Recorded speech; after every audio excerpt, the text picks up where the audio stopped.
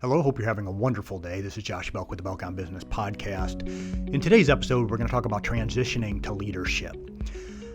For all of us at some point, or probably for most of us, we at one time in our life, if not many times in our life, we've in the business world operated as an employee. And probably for many of us, like myself, we started off working in a restaurant or in a car wash or something like that.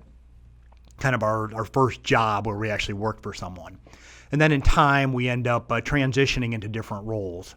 And eventually as a business owner, all of a sudden we have this new kind of responsibility of not just running a business, but really transitioning into a leader role.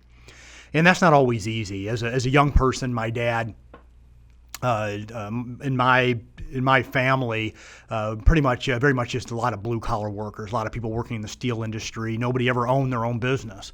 And so neither on my mom's side or on my dad's side was there anyone who ever owned a business. And my dad really didn't have a whole lot of kind of business advice to provide, but he understood that if I was going to be successful in business and as a business owner, I really needed to have a good understanding of leadership concepts. And so even as a young person in high school, he began to pass on to me different cassette tapes at the time and also books from a leadership expert. And someone even to this day, and John Maxwell, who's probably considered the premier expert in the topic of leadership. And it's something that I think has really served me well, kind of having that grounding and understanding of what does it mean to be a leader, and is something that none of us, to be honest with you, will ever perfect. Leadership is just kind of one of those lifetime journeys that we will all undertake, and at different times we have to kind of transition our leadership style. Depending on whether it's in the business or in the home, depending on the needs of our employees, for example, maybe a different area to where we're going to have to kind of transition the way that we lead and change the way that we lead. And of course, cultural changes and the way that we lead, that we may lead now, isn't going to be the same way as maybe we led 10 years ago, and probably 10 years from now, it's going to change as well. But I've kind of jotted down here just a few different areas to where I think regardless of whatever happens, we're going to constantly have to be working in these areas as it relates to our leadership. So transitioning into leadership or growing in our leadership. First of all, we're going to have to constantly be managing our own growth. Always be managing our own growth. And I think sometimes we're going to need help with this.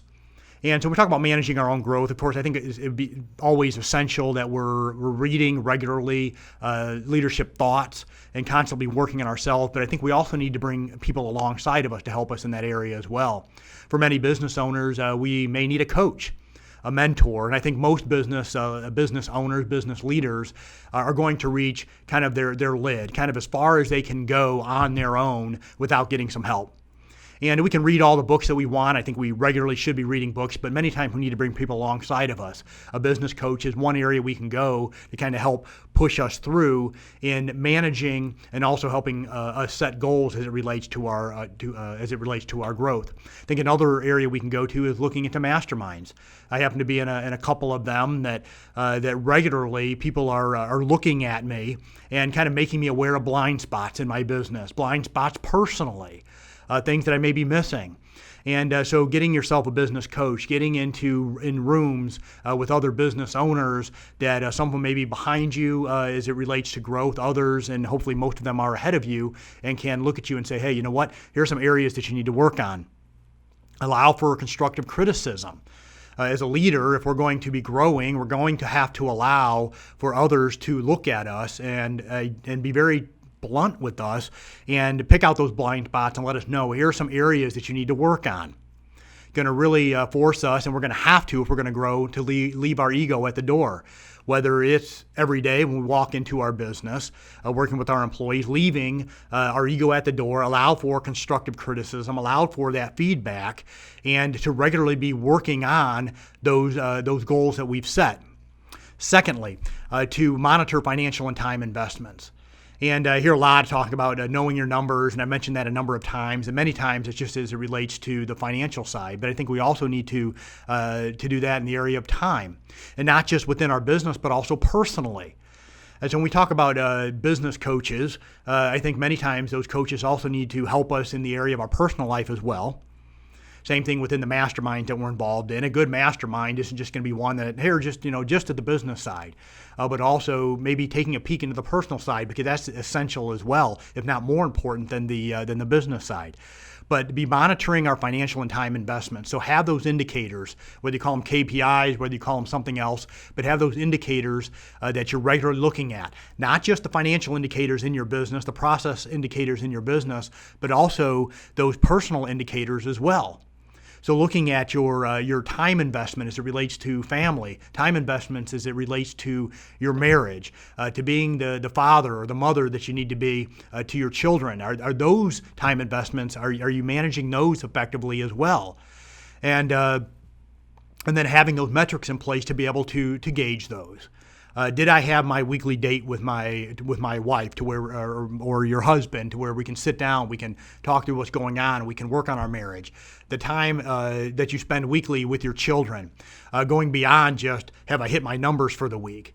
Also the metrics that relates to processes in your business as well. So just not the financial indicators, but also those process indicators as well, those efficiency indicators. Next, if we're going to be transitioning and growing in our business, we need to have our own brand or reputation within our overall business brand.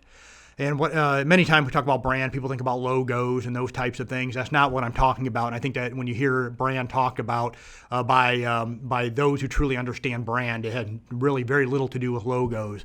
In just marketing message, but it has to do with your reputation individually and your reputation as a company, but developing your own personal brand. And it does not mean that you can become the star of the show. Okay, what that means is that you're developing your own reputation to where you're bringing value to your clientele.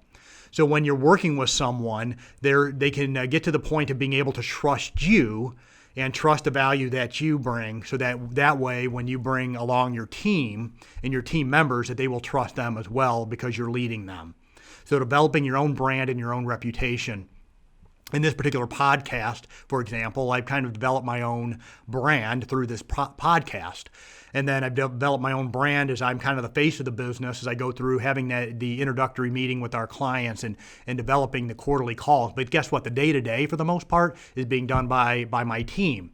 But in order for me personally to be able to bring the business on, I have to have that brand or that reputation with our client, the trust of our client initially, before I can go through and hand them off and say, here's my team member, and be able to elevate them so that trust can be transitioned, that value can be transitioned to the team member. So developing your own brand or reputation within the business brand, and of course it really does need to align. Next, and we need to develop a growth plan for the team. So we talk about we could have a 1-year growth plan. I'll talk about that here just a little bit more in a moment, or a 5-year growth plan. But we also need to have those with our team as well. We are ultimately responsible not just for our own growth, but also for the growth of our team members. And what are some areas, both personally and with our team, we need to be kind of lifting our lid or learning more in these different areas of the business? As a business owner, we really need to be focused on business and people development. We need to understand and be working on finance. Many times, working with our business owners, they think about, well, I'm just going to go and I'm going to make the money. I'm going to bring the business on. I leave everything else to the team. The problem is when it comes to setting those ultimate goals, all of these become part and parcel of it. So really beginning to learn more about the finance. One area I see many times with true visionaries, they really struggle with the process side, with the organization side.